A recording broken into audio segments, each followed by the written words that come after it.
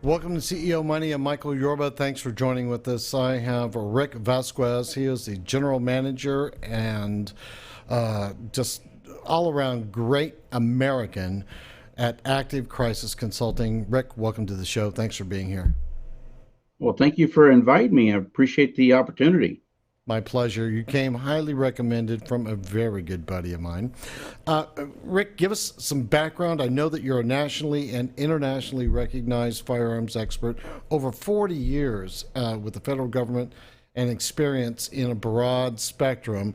So give us some background on yourself, and then I want to move into some of the questions I have set up for you today. Great. I had a 21-year career in the Marines. Did a variety of things, served in Desert Storm, served on security duty, was a distinguished shooter, firearms instructor, builder of firearms. And my final year in the Marine Corps, I was posted at the American Embassy in Moscow, Russia. When I left there, I went to work for diplomatic security. It was a perfect fit. I was a firearms instructor and trained special agents that protect the embassies in how to shoot and different types of tactics, security procedures.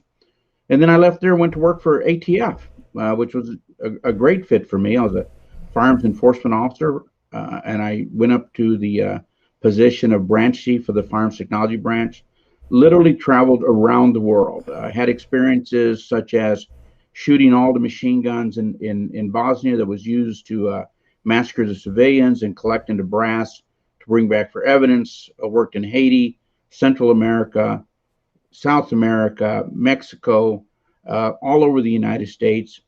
And I took an early retirement from the government to start a career in firearms and firearms training.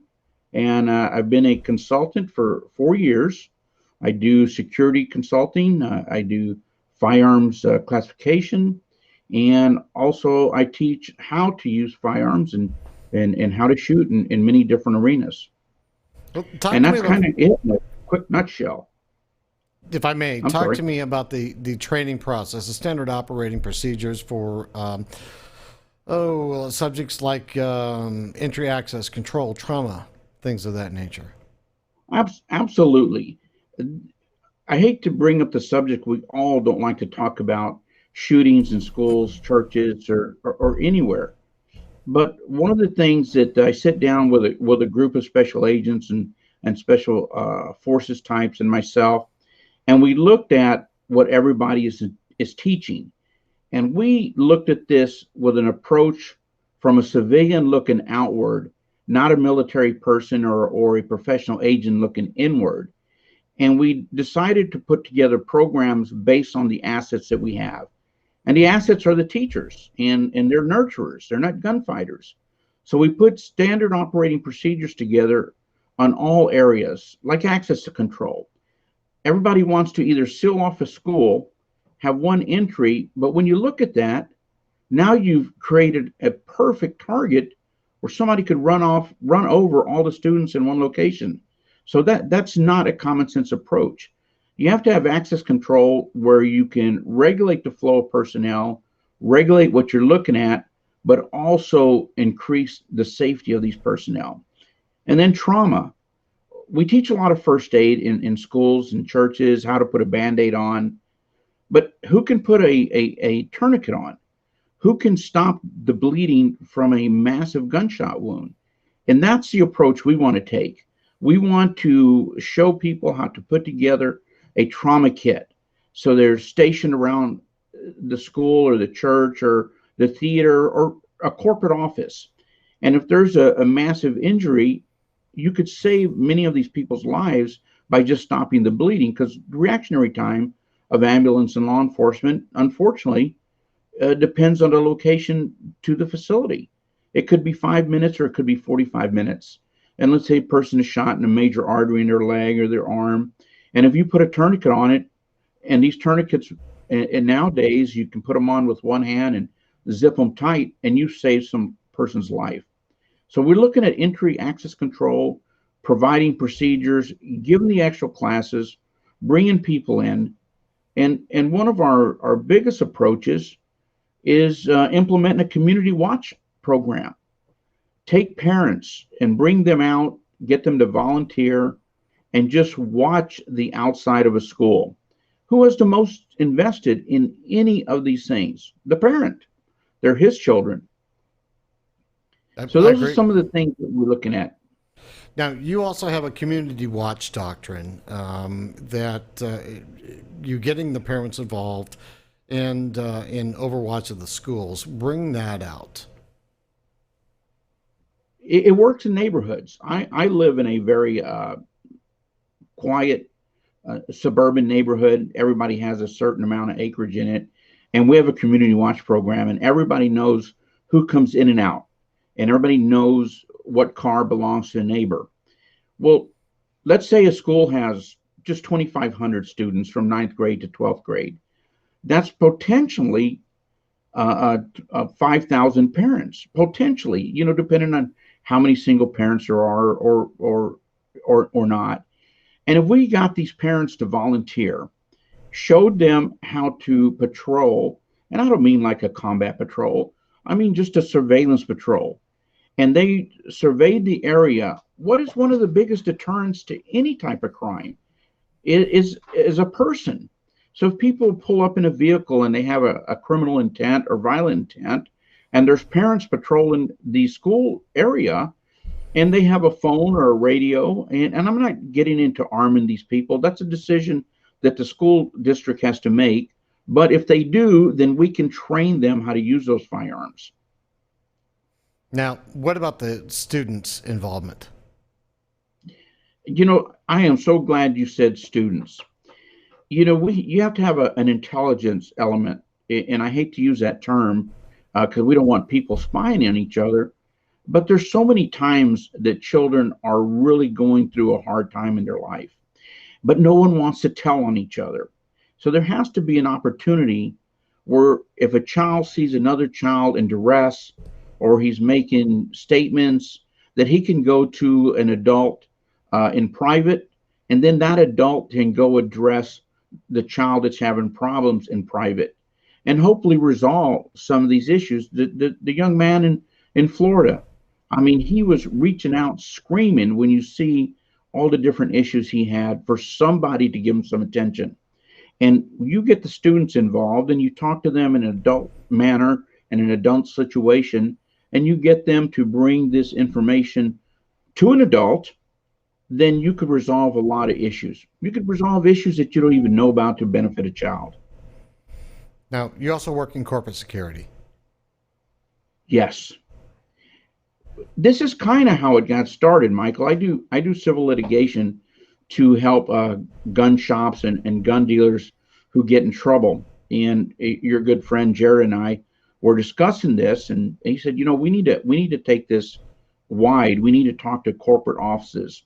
And there's always I hate to use the term, a liability issue, but there's employees in every environment, it doesn't matter what it is, that are unhappy.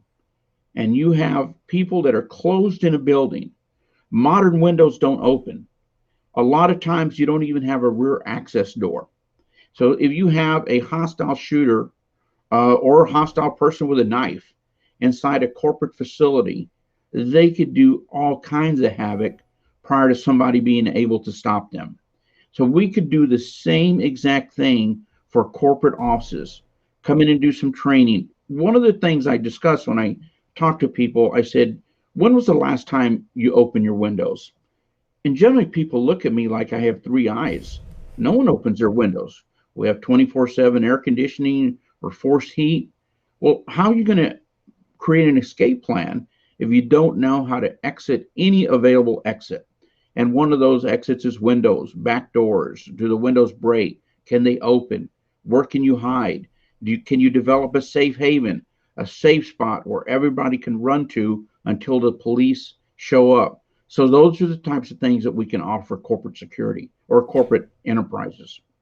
Now, there's other people in your industry sector, but why would somebody choose to work with you versus anybody else?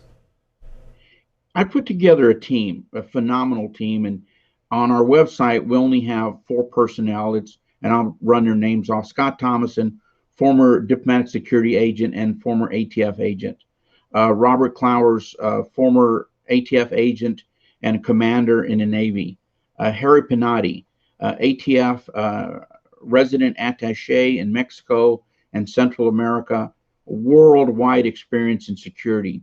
So we put together a common sense approach. And like I said, we also have special forces guys that will come in and assist us. But we looked at it, as I said, you have to look at the assets that you have. And the assets that we have are teachers or executives. And so you have to start your training on that level and look at it from the inside out. We're looking what they know now and what they need to provide a safe area for either the students or for the employees at their corporate facility. Now, you have goals in place. I want to know what they are, whether it's you're involving schools or churches or corporations that you work with. Tell us about them. Our goals are to be multidimensional. We want to definitely work with schools and churches because I believe right now those are the weakest links. Those people are being targeted for absolutely no reason. And we would come in and help them set up a process that will mitigate risks that are already there. I asked a person, I put together just a 1 through 7 bullets for a church, and I didn't charge them anything because they didn't have any money. It was a small church that was really scared, and I just put it together for them. And I asked them things like, who welcomes people into your church? How many lanes are there on the road going into your church? What's the closest facility to you? How can you exit the back door? How can you secure the front door? And these are the people that are running the church, and they could not answer those questions. So when you think about it, what are the people coming to church? They come in the front door, they go through a church sermon, and then they walk right out the front door and never notice anything else.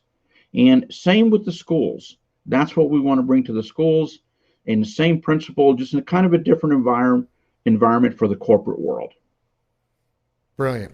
All right, Rick, thanks for being a guest on today's show. I hope to hear more from you. We can even talk about some case studies as we get further along in this topic, because I'm sure you've got some stories about how you came into an organization, what they were, and what they ended up being when it comes to utilizing your talent and your team's talent. Thanks for being a guest on today's show. I'd like to leave it with just one thing, if you don't mind. Please. Any type of electronic security will tell the police who was there. But until the police come, you're on your own to defend yourself. So do not rely on electronic security.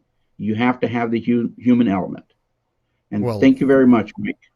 You're welcome. Well said. All right. Thanks for watching CEO Money with Michael Yorba. Like us on Facebook, follow us on Twitter, and subscribe to our YouTube channel. You have a great day.